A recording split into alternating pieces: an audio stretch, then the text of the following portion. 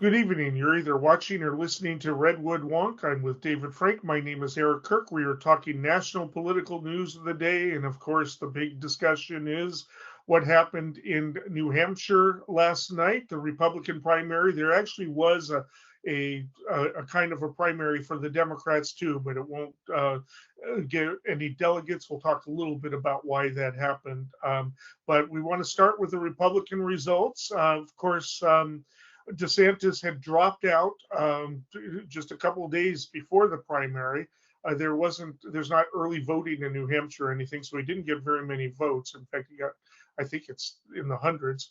And so the so it was down to Donald Trump and Nikki Haley, former governor of South Carolina and former ambassador under Trump, who is sort of the last gasp of the never Trumper vote. And she lost. There was a lot of hope she would win. She did actually outperform most of the polls, which had her 20 points down and higher in some cases. And she lost by approximately 11 points. And Donald Trump, but she is refusing to leave the race. There are Republicans that are pressuring her to leave the race, but it does appear that Donald Trump has won not just in Iowa, but in New Hampshire. Real quickly over in the Democratic race, the New Hampshire is not in the Democratic primary lineup because the delegates that come from this primary will not be admitted into the convention. This is because after last time around, when Iowa's caucuses were a fiasco, I don't even know if we ever got accurate results from it because of the bad way it was organized by the Democrats there. But also because there have been a lot of criticisms that Iowa and New Hampshire represent very white populations and that they should move a more diverse state into the front running for the primary, and that is South Carolina, which has been the fourth state. Very often, South Carolina has also been the decisive state for Democrats, and we can talk a little bit about that. But despite the fact that to honor this decision and to counter the New Hampshire Democratic Party's defiance of the rules and holding it anyway, Biden was not on the ballot. And so even as a write-in, he came in 50 percentage points, I think more than 50 percentage points above his closest rival. So it's very clear that Biden has the support of the Democrats in New Hampshire, even though they are a little bit upset about having been removed as the first primary. So a lot to discuss there. The demographics of the Republican, because you actually can vote in a primary if you're an independent. You can't be registered Democratic, and so actually about half of the voters were independents, and 6% were self-identified Democrats. And while Trump won overwhelmingly in the among the self-identified Republicans, he didn't do as well with the independents, and that accounts for why Haley was able to almost make it to single digits, but not quite. Dave? Yeah, it was an interesting evening. In addition to the fact that the Democratic Party, the Democratic National Party, decided that they wanted to punish New Hampshire, like you said, I think the last vote tally that I saw was that Biden got about 65,500 write-in votes compared to Dean Phillips's regular votes. So that would be a 36% lead. Yeah. But still, that's pretty significant considering he wasn't on the ballot. I think that they didn't want to lose face. The White House and Biden's reelection campaign didn't want to lose face that even though they tried to punish New Hampshire, they didn't want to come out looking too bad. And I don't think that they did. But more importantly, I think all eyes were on the Republican primary results. And so I thought it was really interesting, not just that what you pointed out, that Trump won by 11%, which is pretty close to, I think the spread was about 19. The predicted spread, like you said, was about 19. So all things being equal, the fact that there were no other candidates and Nikki Haley spent a ton of money, that she was able to close that, but Trump still got double digit victory. So that's something that they could claim, his group, his team, campaign team could claim.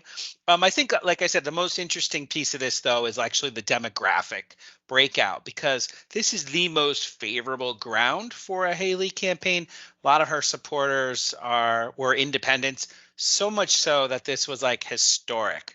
So Mm-hmm. the historic issue was that it was based on the fact that Trump got about 75% of all Republican voters in the Republican primary, and Haley only got about 25%.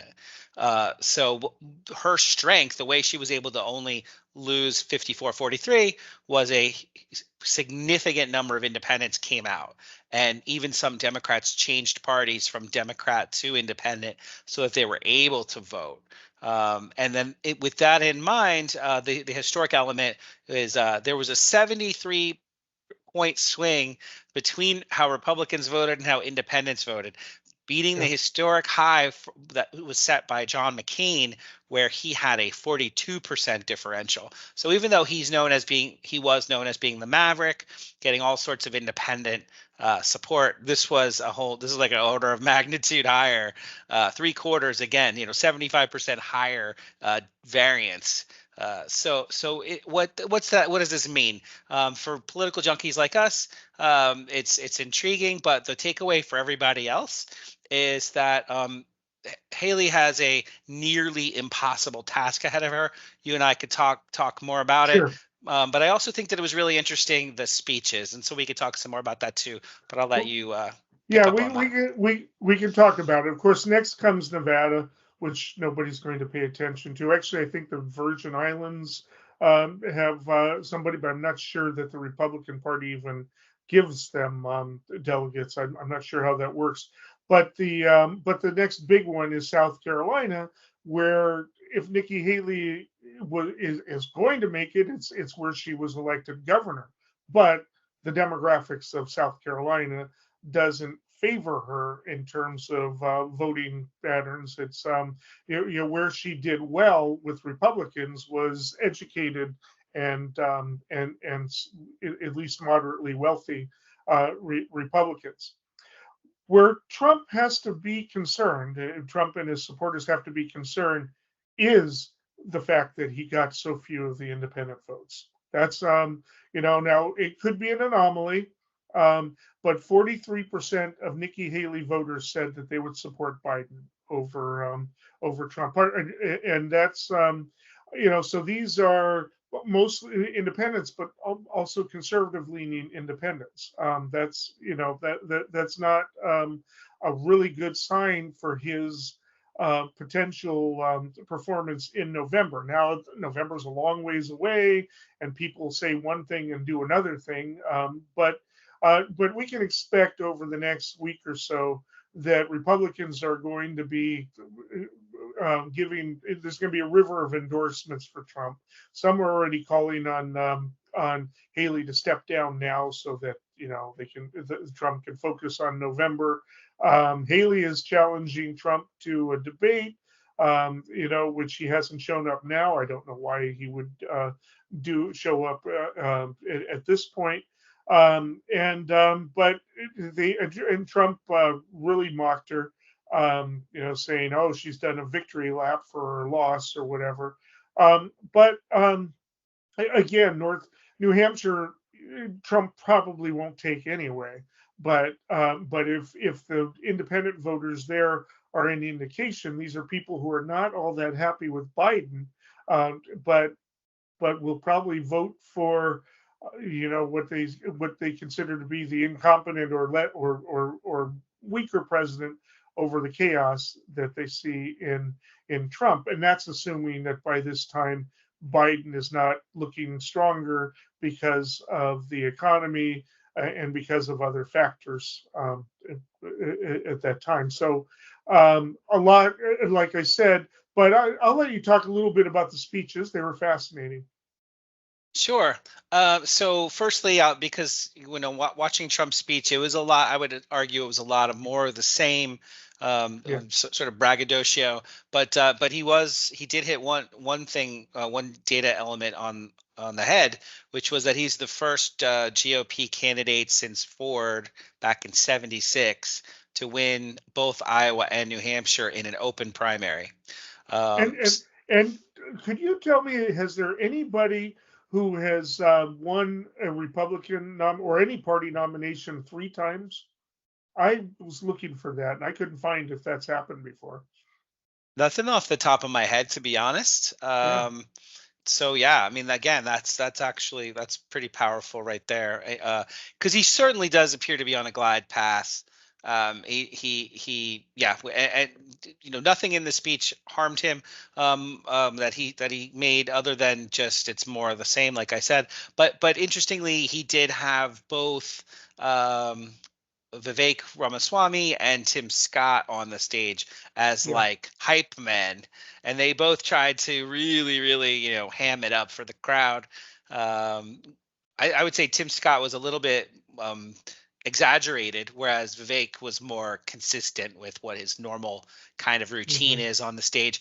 I don't want to go so far as to disparage them in any way, but it did seem like they were auditioning for a role to just be, to be part of his entourage.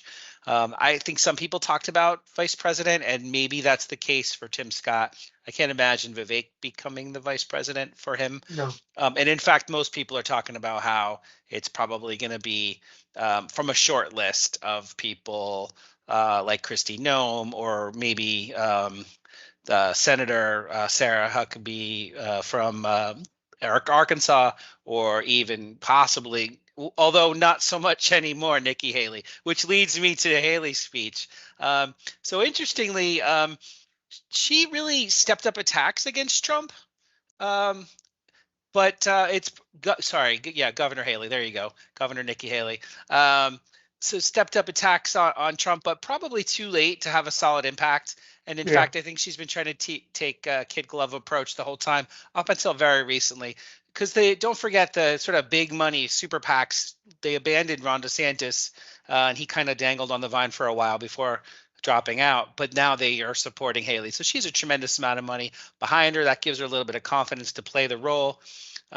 She did say something like, "Hey, Trump, maybe you do have this strength or that strength versus me. But if you do, either way, you should have no problem agreeing to a debate." So she actually called him out and tried to entice him into the arena. He doesn't, like you and I've talked about before. He doesn't really need to, because his leads across the country are so solid. But one quote that I think was important that she pointed out, which maybe it'll get traction, maybe it'll move the needle. She said she tried to equate a Trump nomination with a Biden win. And so she's saying that the Democrats actually really want to go against Trump because they think that that's their path to victory. And she's like basically saying, look, if you're a conservative Republican, you don't want that, because if you vote for Biden, is a vote for a Kamala Harris presidency. So she's kind She of playing. has fared better in a lot of polls than Trump has against Biden. Um, Exactly. yeah, Which is the opposite of what he said. yeah, He's basically saying that he's the better. I think I heard it said, and I also witnessed it, so it's, in hindsight, I think it's actually true, that when Trump said I've won the general, he kind of paused a little bit, and then he made a face like, oh yeah, like he said it out loud, and then he just went with it. And I thought that was actually pretty funny about his speech. And we could talk about the path. I know you did mention it already. And I know we're getting close to the end of our time, but two key things are working against Haley, or three. One is that in many of the states, it's not a proportional amount of delegates like we've seen. It's winner take all, and people are saying yeah, that Trump's supporters in states across the country have changed the rules of their primaries, including in California, where it's winner yeah. take all.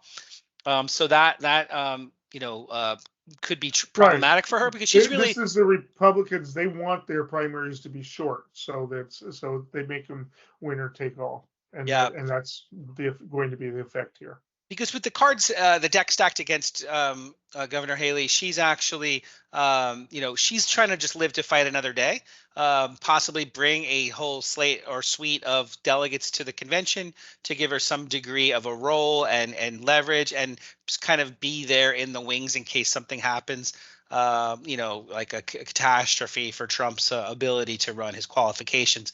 But also one other thing here. About 3/4 of South Carolina GOP are evangelical. Yeah. So that really, if you look at the states, the breakdown between Republicans and independents, there's only a couple states left, a handful that Nikki Haley really has much of a chance at all, and that includes like New England states like Massachusetts. Even if she stays in by Super Tuesday, the deck is like immensely stacked against her. Yeah.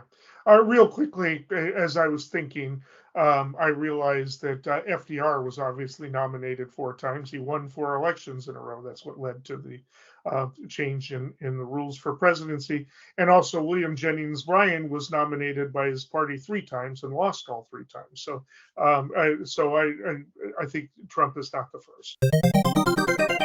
So, look, all I want to do is this. I just want to find 11,780 votes, which is one more than we have, because we won the state. And I watched you this morning, and you said, well, there was no criminality, but I mean, all of this stuff is very dangerous stuff. When you talk about no criminality, I think it's very dangerous for you to say that. Why wouldn't you want to find the right answer, Brad, instead of keep saying that the numbers are right? So what are we going to do here, folks? I only need 11,000 votes. Fellas, I need 11,000 votes. Give me a break.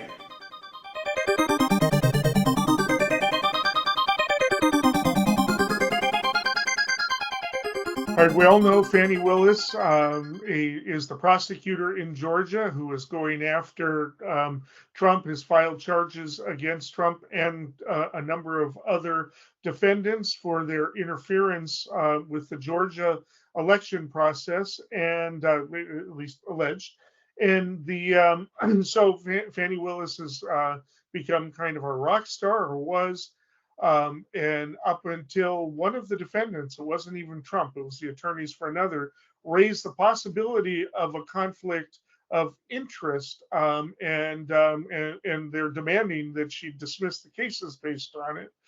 Fani Willis has apparently hired a number of special prosecutors, among them Nathan Wade, who it turns out may very well be her lover.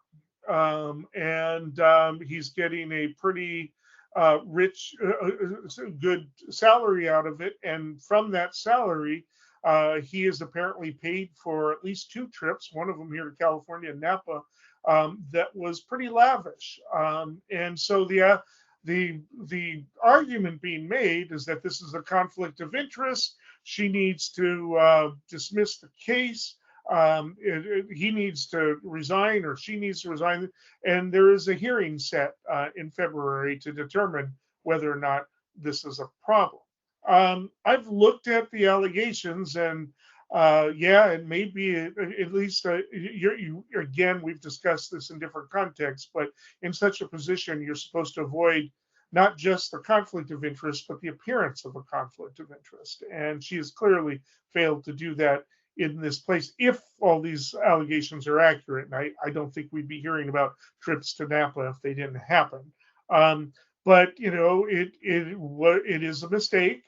You can have a romantic relationship with anyone you want, but then whether or not the relationship began before or after, if a conflict or appearance of conflict like this happens, you've got to then change the business relationship. And she may have failed in this respect. Now, there's I think where the Trump defense is making a mistake is they're emphasizing, hey, he might not even be qualified. She hired somebody who was like less qualified, should have put a better person in there. Well, that's not a conflict of interest with regard to Trump and the defendants. I mean, if anything, they would want a less qualified person in there, right? But the problem is if Fannie Willis remains the head of the DA's office, and this is determined to be a conflict of interest, the case may not be dropped necessarily, but her office could not handle it anymore, absent her own resignation. So this is a big deal. Does it amount to a conflict of interest? There are two concepts there. One is whether or not there was an ethical violation, and if there was an ethical violation, that doesn't necessarily impact the case. The defense will have to make the case that somehow this is impacting their due process and their ability to defend themselves. That's where I think it's weak for them, and maybe they don't even expect to win that on that basis. But it's certainly taking the narrative away from the case and making Fannie Willis's ethics the topic of discussion in the media, politically speaking. Yeah, this to a certain extent parallels other Donald Trump strategies and his team's strategies, where you've got the actual legalese going on in the courtroom versus the court of public opinion. And as far as that is even relevant as a comparison, this really does look bad in the court of public opinion. So, yes. As you pointed out, there was some speculation that this person was not qualified, but Fannie Willis did give a speech where she highlighted some of the things that he had done before. He's well respected in the legal community. She did though go on to do this narrative conversation where she was actually saying to a certain extent that, like, in her defense, that she's being targeted for racial reasons. She inferred that, and he also.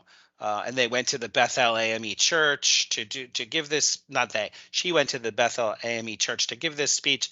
So she said, "This is she ran through the resume." Here's a quote from, I think it was CBS. She ran through the resume of the black man that she chose, noting he served as a judge, a private attorney, prosecutor, criminal defense lawyer, and special attorney general. And she wondered out loud, "I'm just asking God, is it that some will never see a black man as qualified, no matter his achievements? What more can one achieve?" I think, right. That's the narrative, but it's in the political arena. And real quickly, what they're citing is that he lost 2 elections running for their Superior Court judge. That has nothing to do with your qualifications. There's reasons people lose elections. It has nothing to do with their ability to prosecute. But go ahead. Yeah, so I think I like the distinction that you made, that there's the question of ethics of picking somebody for a high-paying job that you will then benefit from, and that kind of there's some double dipping there to a certain extent. And while I went to the site called Just Security. They had an article called "Why Fannie Willis is Not Disqualified Under Georgia Law." That organization is made up of a lot of former ambassadors and scholars and political actors. So it's not entirely impartial, but at the same time, they did make a pretty strong case, basically analyzing the Georgia law.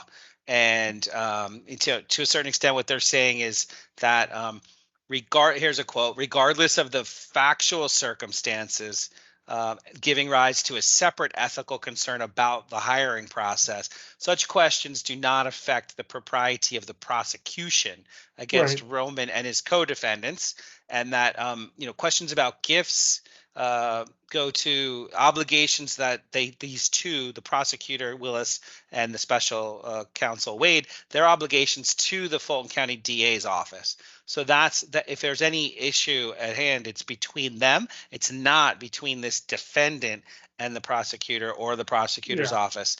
And finally, I'll just in terms of question of standing to even raise this. You can file a complaint with the bar or anything like that, but where's the conflict? Right. And it says Yeah, that the conflict of that interest. affects their due process. Yeah. It's only when the prosecutor's conflicting loyalties prejudices the defendant and Yeah. could lead to an improper conviction. So they recommend that best approach going forward is that Wade step down voluntarily, because his presence is a distraction, basically, or Yes. potentially.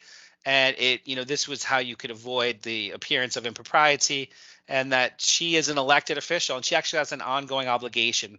This is their summary. She has an ongoing obligation to serve her constituents. And that so there's no reason for her to step down. She's probably thick-skinned enough to weather the criticism. Right. And let me just say one last thing. So the person who filed this is Michael Roman, his lawyer, and he is the former director of Trump's campaign, their 2020 election day operations. And so that person is, he's reaching for anything basically to have this the case dismissed and to raise the criticism, the climate of criticism in the state. And that has been successful already. So even though there's an ongoing sort of parallel issue in Georgia about dismissing, setting up a commission to review and potentially dismiss any prosecutor who is sort of acting politically instead of legally, and it's being adjudicated right now in the courts in Georgia. But as soon as a judge comes up with a format for that commission to exist, that both the governor and the head of the Georgia State Senate and the head of the Georgia Assembly, they're all saying that we're going to try to target this prosecutor Willis in this new commission for basically being a political activist in how she chooses cases and how she carries herself in the courts in through the legal process. So she's being targeted for lots of reasons and lots of sides. Yeah, I mean, and some arguments are stronger than others. I mean, the argument that she hired him so that he would make enough money to be able to take her on lavish vacations is just really a stretch. First of all, he was well off before he took this position. He could easily afford those, so could she. So that is really weak. That there is some type of conflict in that sense. That and once he's paid, he receives his paycheck. It's his money. There's no misallocation there. He can do what he wants with his money. But again, it's a narrative that plays well in the kind of MAGA line. They're going to look at this and they're going to say it. The other thing that this has impacted is his divorce case. And apparently she was supposed to be deposed, Fannie Willis, because she is knowledgeable about something that is relevant to the divorce case. They're not really saying what, and the judge has actually put the skids on that while this other matter is pending, saying that you're not going to turn my courtroom into a circus. I want to know what you want to ask her. Right, and so that's going on. In terms of whether Wade, people are saying, well, why hasn't he already resigned? A quick resignation could be interpreted as a concession of a lot of things that they don't want to concede. My feeling is they'll probably have this hearing in February, and then he'll probably resign afterwards, and from it. But they want to get their words out. She has not said much about this other than the speech that you referenced, the statement you referenced, and they're going to apparently her legal team is preferring to have it responded to in writing in court. Those will probably be filed any day now. I don't know what the scheduling is for briefing in Georgia for such a thing, but they obviously wanted to control the narrative, and so we'll see.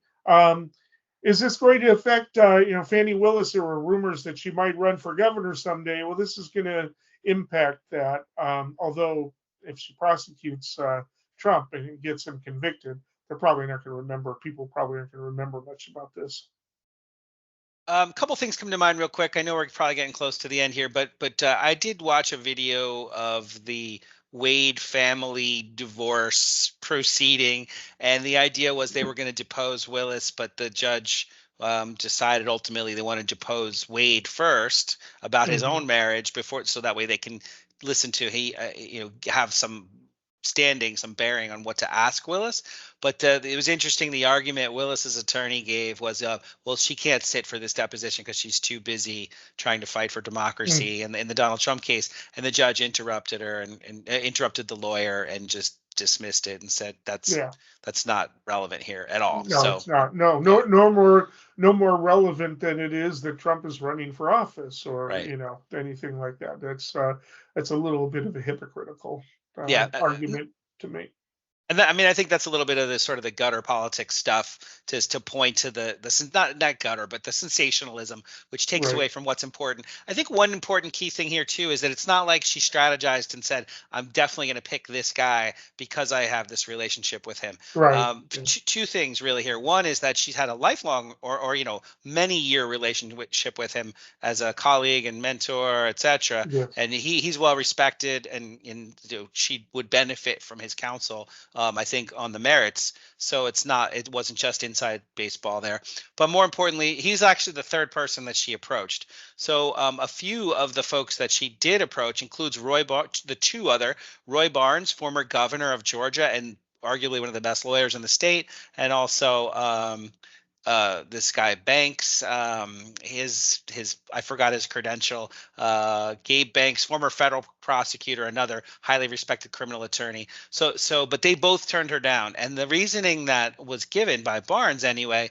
And just, it's not like I was there, so the reason I know this is because there's a book coming out. It's called Find Me the Votes. It's Michael Isikoff, and it's about all the drama during, Trump trying to get votes, those 11,000 votes we all heard about in Georgia. But so what Barnes said is the reason why he didn't want to be part of this case at all is he's attributed in quotes in this new book that's coming out. Hypothetically speaking, do you want a bodyguard following you around for the rest of your life? Yeah, right. No, absolutely. Yeah. Yeah. So the reason, for folks who, maybe we're not quite connecting the dots, it's there are threats. There are threats to the lives of everybody involved in these cases, and in particular in Georgia, because if he does get reelected as president, he still won't be able to pardon himself in Georgia. So that's really, there's the potential for actual to have a president living in under house arrest for part of his term as president, and the very real reality there comes from this Georgia case, and TA Fani Willis is the person. So that's why people, they put their lives at risk to be part of this. Yeah. I think one thing you do have to question Fani Willis's judgment, no matter how this turns out. And that's, either don't hire the person or you put your romantic relationship on hold until after it's done, if you really feel like you need this person in the team. And it just was, she had to know this would come out. They had to know that this was not going to look good. And so I just have to wonder what they were thinking. I don't know, maybe love is that strong, right? It's just, you fall in love and you do things that you shouldn't do, kind of a thing. We've all seen the movies. This might make a good Hallmark movie or something, right? Someday. But but like I said, it's really a distraction from the case itself. And I don't see that any judge is going to dismiss the case over this. This is a narrative that Trump wants to seize on to show that people who are attacking him are unethical.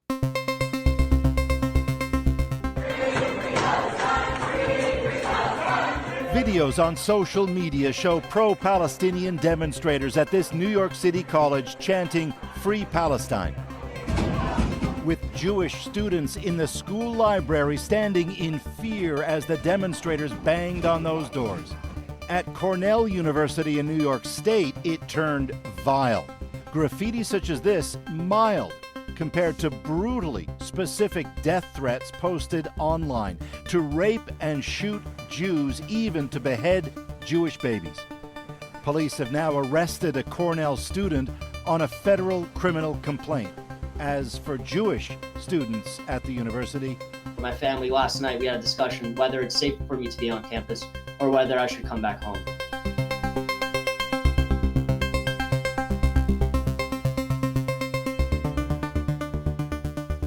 Okay, last subject is the Biden-Bebe conversation. Netanyahu and Biden had a private conversation within the past week. Biden, his aides and supporters have been expressing some concern about the way that the war is being waged in Gaza. They have not been. They were not critical that Israel would respond and strike back at Hamas for the horrific events that happened on October 7th. But I think we're at above 25,000 dead right now, and that's a lot of people. That's mind-boggling for the time that's passed. It's more people that have been killed in these conflicts since I think the Yom Kippur War, in any single event. And so there have been pressure, even within the Biden administration, for Biden to take a kind of a stand. Of course, this is the third rail of politics. You're expected, as the president of the United States, to defend Israel. The last person who didn't hold these positions was Jimmy Carter, although he negotiated the only lasting peace in this particular conflict. But everybody else, it seems to be seen as essential that you take an almost questioning role with regard to Israel. Well, apparently, privately, this might not be happening. And although Netanyahu has publicly stated he does not support the two-state solution, that is a process that will result in the country of Israel and a country known as Palestine occupying the West Bank and Gaza. And it has not been popular with either side for quite many years after the peace process collapsed at the point that Hamas was elected into the leadership of Gaza. There hasn't been a whole lot of discussion of it. It's not something that's seen as a possibility anytime in the near future, but apparently Biden has been pressing Netanyahu on it. And Netanyahu, apparently in this private conversation, said that he wouldn't necessarily exclude that possibility. Somebody in Biden's team leaked it, probably intentionally, to put Netanyahu on the spot, knowing that Netanyahu would publicly deny it.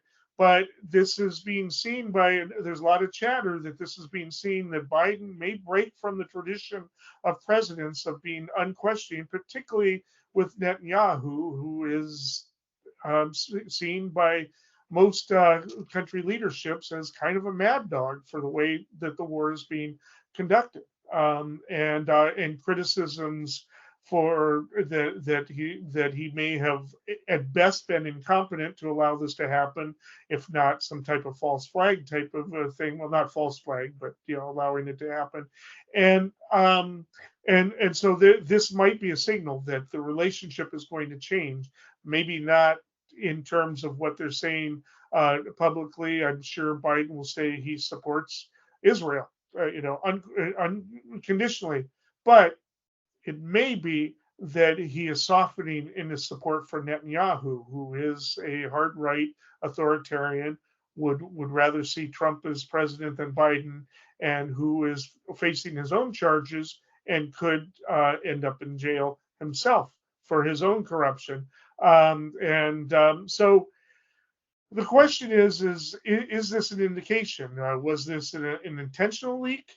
Or was this part of a Biden plan to maybe put some political pressure on Netanyahu to wrap this thing up and change the way they conduct the war and maybe move into some type of peace process? So thank you for that setup. This is obviously a highly controversial topic, and it's highly complex, and there's lots of moving parts. I think the frame of reference for our purposes today is the Biden-Netanyahu relationship. And is it on the rocks because of the reality of the situation on the ground and all the forces of nature in effect? The fact that it's been 100 days and the metric for success that Netanyahu laid out publicly was the elimination of Hamas, estimated to be about 30,000 troops, soldiers. of which Netanyahu claims they've taken out about 30%, which would be 9,000, leaving 21,000. The U.S. intelligence leak that came out in the Washington Post recently says that might be more like 20%, which means they may have gotten more like 6,000 people. Sure. So if you've killed 25,000 civilians and some significant portion of them are women and children, that's one data point. Is the goal, are the goals realistic, and are the means just, the ends justifying the means here with respect to proportionality and human rights law and sort of internationally accepted ways to engage in war? So that's a question. So another piece of this, which is hugely important from Biden's perspective, is that when he was vice president, it has been reported that Obama attempted to move along the two-state solution through sort of backroom diplomacy, and that Biden had said to Netanyahu, "Look, I'm the best friend you got here. Like, be a straight shooter with me. Two-state solution, right?" And no. So many years later, we're still there. We're still at that point where Netanyahu really is not an honest broker when it comes to what is the U.S. policy, what is internationally recognized as the goals for long-term peace treaty in the region. That's another moving part. A third moving part is the International Criminal Court of Justice, where South Africa made the case that certainly for ethnic cleansing, other people said they were trying to make the case. Obviously they were using the terms genocide. Other people put in testimony to support it.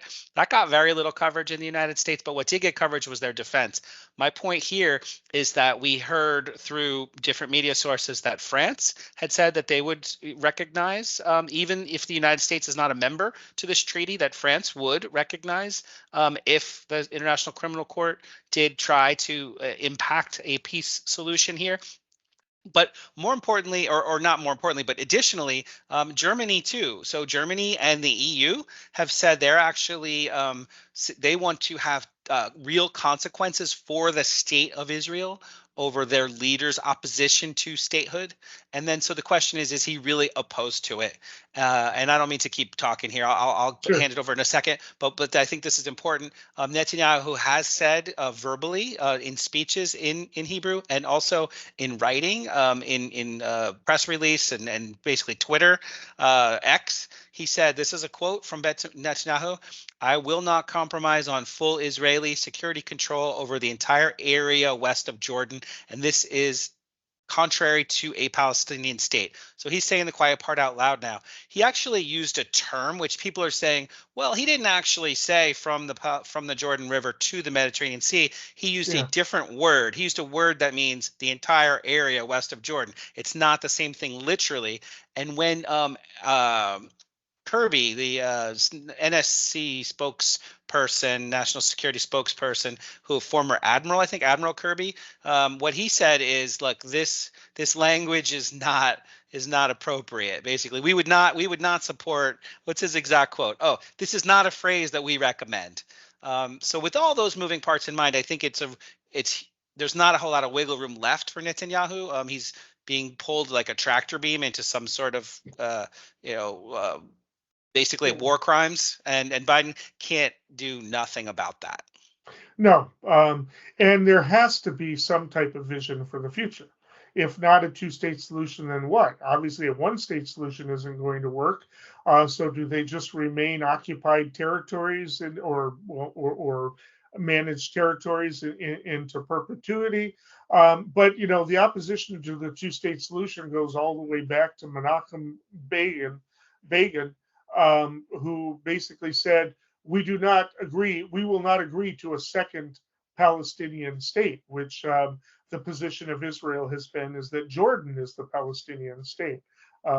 Israel is famous for pointing out that the term Palestine was imposed by colonialism way back when Rome was occupying Judea. At the time, they renamed it Palestine. So that very name itself, creates that. So and that there really wasn't a Palestinian identity until the 30s. It really is a mess up until then. But we can talk about what constitutes a national identity. The fact that you have so many people saying we are the nation of Palestine, that's enough. Right, and regardless of whether it's got strong historical roots. It doesn't matter. That's what they identify themselves of. Now, two-state solution is going to be difficult because in Gaza and the West Bank, kids are raised on the proposition and educated in the schools that everything from the Jordan River to the Mediterranean Sea is Palestinian, and that all Jews, at least Jews who were not there present before 1948 or 1930s or whatever, should be forced to leave. Because this is their land. You see interviews with them, and they say this over and over and over again. So, are the Palestinians going to accept the idea of a two-state solution, even if you've crushed Hamas? It's a quagmire, but you got to move in the right direction, and you got to have you got to be thinking in terms of the long game. And I think that's what Biden is thinking here, is that Netanyahu represents the intransigence on that side of things. He's going to have to address the intransigence on the other side. But maybe if they stop shooting at each other for 10 years, these discussions can lead to a different philosophy. If the Gazan population is allowed to age, half the population, I'm told, is 18 or younger, right? So there's a lot of things that have to happen. Netanyahu apparently was agreeing to possibly an international occupation of Gaza, or at least stating that as a possibility. Reportedly under pressure from Biden. So apparently he does feel a little bit of pressure from Biden, but he's got the people in his own coalition who will never, at least in the foreseeable future, agree to even consider the two-state solution. That is something that is, just ethereal and is not being argued. It's not being pushed very much by either side. So you either have the greater Israel, we take the lands and they're ours, we force everybody into Jordan and Egypt or wherever, and we claim that land, or it's Palestine and all of the Ashkenazi Jews who have gone there for the past 50 odd years have to leave, or something else, or just the perpetuity of this, where Palestine exists in a kind of a limbo. And Israel is constantly attacked. And so, how do we break the cycle? And particularly when we're in like the most violent of conflicts since 1972, I don't know. So I appreciate you sort of exploring the parameters, potential theoretical parameters of a sort of the diplomacy side at the statecraft level. I think that we have the reason I use the awkward term Biden can't do nothing. He must do something is really probably the way I should have said it, because of two or three things happening here. One is that the allies in the region are already part of a regional coalition to restore the global trade routes that are currently under threat. And that's not a small thing. There's a lot to be said about what's happening in Yemen and how they're able to disrupt the flow of goods and energy around the world right now at the bottleneck off their shore, off the coast. They're neighbors of Saudi Arabia. Saudi oil can't go east to China and the other Asian allies, and back and forth. All goods cannot transit through the Suez Canal.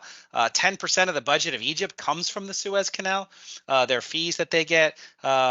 It's estimated that global inflation could go up as much as 15% in the short term. The price of goods going up because of the length of shipping and the cost of shipping and the cost to insure shipping. So there are now repercussions where we have an Iranian backed, custodial leadership group, the Houthis in Yemen, that are escalating, putting all the countries in the world on notice that this is a cause that we have to address. So the question is, what could be done? You have 500,000 kids at the risk of starvation in Gaza right now. Of those 70% of the homes are destroyed or damaged. almost a million or more displaced, half of which are kids. They can't get food. The humanitarian crisis, the goods that are committed, the goods that are donated, the goods that are purchased are not all getting in at the scale that's necessary. So there are lots of calls to find a better way here. And they actually, maybe we buried the lead. There was a leaked peace proposal that's a 2-month ceasefire in exchange for the leadership of Hamas getting escorted out of the country safely. That has happened once before in Lebanon when the PLO was evacuated out of Lebanon and brought down to Tunisia. An international peacekeeping force came in and escorted them out. But what happened was when the international troops left, there were massacres and bombardments in southern Lebanon, which people don't forget. And so the question is, well, is history going to repeat itself? I guess this is extending the issue a little bit outside of scope, but there are a lot of really smart people trying to just find a way to change Netanyahu's mind a little bit. But they said no to this peace treaty offer. Right. So and normalization between Israel and Saudi Arabia is on the table as a carrot. So we'll see if carrots can overcome the sticks that we're currently experiencing at the cost I of agree. many But lives. Biden has to at least be perceived as putting pressure onto Netanyahu, and I actually think that privately he already has. I think that's how we got that first ceasefire. It unfortunately only lasted about a week, but there is pressure on him, and I think that this was the leak of this conversation was to put direct pressure on him and on Netanyahu, and kind of put Netanyahu on the spot as to whether or not he's going to just cave to the pressure from his right wing or not. There is probably going to be, once this thing calms down, a no confidence vote called on him, and we're going to have another Israeli election. That's going to be very complicated, but we've run out of time on this very complicated topic. And obviously, it's going to come back again in one form or another. Eeny, meeny, chili, beany, the spirits are about to speak. Are they friendly spirits? Friendly? Just listen. Well, this brings us to the end of the show. Predictions. Dave, what do you have for us? In the aftermath of the New Hampshire Republican primary, I think one of the big questions out there is how much longer can Nikki Haley stick around? And while I do think she has enough money to stick around all the way to the convention, the odds are so far stacked against her that in her own home state, in about a month, there's going to be the next significant primary. And Trump already has like a 30-point lead. And in fact, it could be more as some of DeSantis' supporters migrate over. So Haley probably does not want to be humiliated in her own home state. She'll probably continue to campaign for the next month. But just like how Kamala Harris dropped out of the Democratic primary before the California election, she did not want to be upstaged or embarrassed in her own home state. I think Nikki Haley has an incentive not to get embarrassed, and I think she probably will drop out right before the South Carolina primary, or worst case, right after. One of these weeks, we'll have to discuss whether it's realistic as to whether Nikki Haley can be the VP candidate. I don't think so, but we can talk about that. But I'm going to be very quick here. I'm coming back to California, the Senate race. I'm looking at the dynamics and the polls. Right now, Adam Schiff is in the 20s. Their second place is being fought for between Katie Porter and former baseball great Steve Garvey, with Barbara Lee, I think in the last poll at about 9%, could possibly move, but I'm not seeing anything that's going to move that. I say this as somebody who's a Barbara Lee supporter. I actually believe that come March, the runoff election is going to be between Adam Schiff and Katie Porter, who will come in ahead of Steve Garvey, because there are actually other Republicans running too that are splitting the vote, who are more MAGA than he is. And with that, until next time, stay informed and stay engaged.